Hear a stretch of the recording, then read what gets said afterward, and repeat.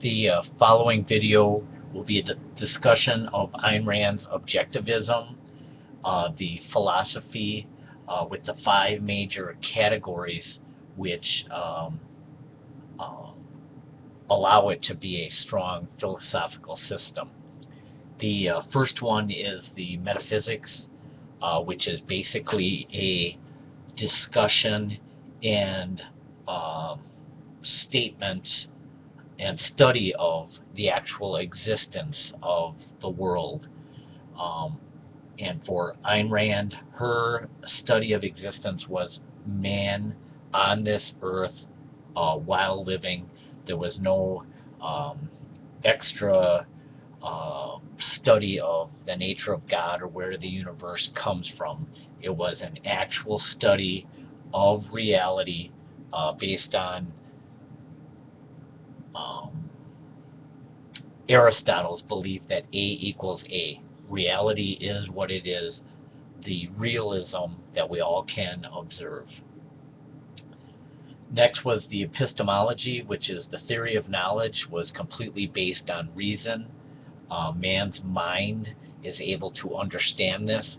This is contrary to a lot of religions and metaphysics that believe that man was not able to understand reality. Her epistemology, theory of knowledge, was that man absolutely can understand reality, and this was an objective truth that was evident in the universe. These two lead to the next one, the foundation of ethics, which her ethics, her foundation for all of her beliefs, were on self-interest of an individual, with the basis being the highest form of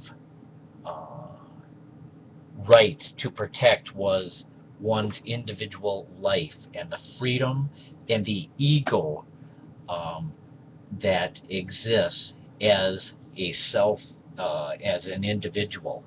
This is opposed to a lot of the mysticisms and religions which believed in some higher reality, God, outside of the reality here on earth. This was a complete free will, self-interested ego that would lead to the most productive society in everything towards the preservation of one's own life and the freedom of that life here on earth was the foundation for all of the ethics that she held. Next was the politics of how should a society live. She believed in laissez-faire capitalism, that individuals had rights, and these were the pursuit of life, liberty, and happiness.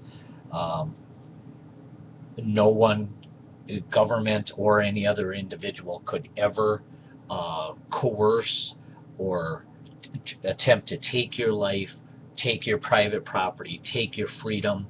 There were only 3 branches that she believed government should exist for, and that was the police, the military on an international scale, national, international scale, to protect the country and the individuals, and also the court system, so that in a civilized way individuals could settle their disputes. Everything else would be done through free trade, capitalism, and production.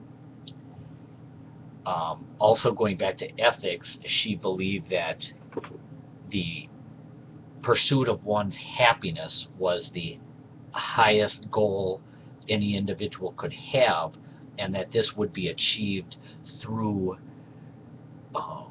productive existence, through hard work, and through achieving real concrete successes. That the world, especially through the Industrial Revolution, has proved this, that this type of philosophy is the most successful. It is not a mysticism. It is not waiting for reality or God to impose its will on you. It is not coerced altruism. It is a self-productive attempt to become the ultimate man of your highest achievements. And finally, aesthetics, which she believed art. She was very strong in the belief of art in creation and the beauty of the world. She called it a romantic realism. Again, her art, she would not be interested in any strange art of this is an inspiration from God or outside. Her art, especially novels for what she did, would be have a hero, achievement, overcoming the struggles in the world, and that art should depict going back to reality, an actual understandable reality with a goal and objective and coherence. Nothing should be, in her mind, would be some outside inspiration, strange way to interpret art.